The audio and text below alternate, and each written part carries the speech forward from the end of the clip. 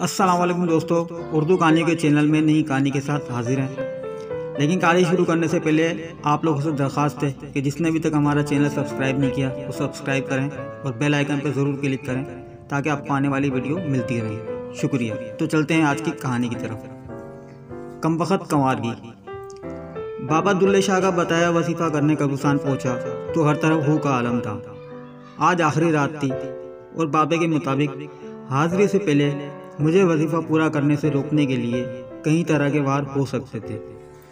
ये सोचकर एक बार तो जिस्म में फरेरी सी दौड़ गई और सोचा लानत भेजूं चिल्ले पे और वापस लौट जाऊं। मगर जो बड़ी जवानी में कंवारगी सी इज़्ज़त पे नज़र दौड़ाई तो हर खौफ काबू करते हुए सोचा कि जो मर्जी हो जाए चिल्ला मुकम्मल करके ही लौटूंगा ताकि जल्द अज जल्द शादी हो सके।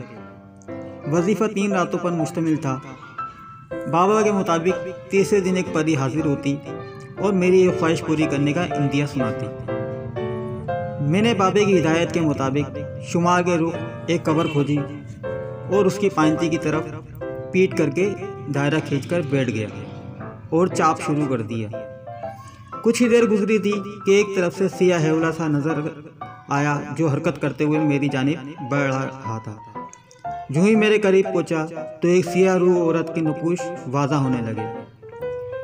इसके अंधेरे में चमकते लंबे सफ़ेद दांत और सुर्ख खून से लितरे होठ उसे काफ़ी खौफनाक बना रहे थे। उसे देखकर मैंने डूबते दिल को मजबूत किया और सोचा शायद ये वही परी है और यूँ चुड़ैल बनकर मुझे डरा रही है ताकि मुझे चिल्ले से रोक सके। मैंने मुंह पे ज़माने भर की मिस्कीनी सजाई और छलांग लगाकर उस चुड़ैल के कदमों में जा गिरा और उसकी टांगों से लिपटते हुए बोला, मेरी बस यही ख्वाहिश है कि मुझसे शादी कर लो। सैकड़ों बार ब्लॉक होने और धुतकारे जाने के बाद इंसानियत से मेरा एतबार उठ चुका है। अब तुम ही मेरा आखिरी सहारा हो। प्लीज़ मेरा दिल मत तोड़ना और ना मत करना। चुड़ैल ने जो मुझे खुद से लिपटता और वावेला करते देखकर चीखें मारने लगी और मुझे तक परे धकेल कर बोली, वे तरसिया मैं तो आप जिन्ना दी माँ। हाँ, अगर मेरे वाले ने तुझे मेरे नाल चिमटे देख लिया तो मेरे टिकड़े कर देने। परा मर्द ते जेड़े मर्जी वजीफे कर, मैं तो इतने तेनों डराई आंसिया तो तू मैनू ही चिमट गया है। ये कहते ही चुड़ैल ने जोरदार चीख मारी और मुझे कोसती हुई वापस भाग निकली।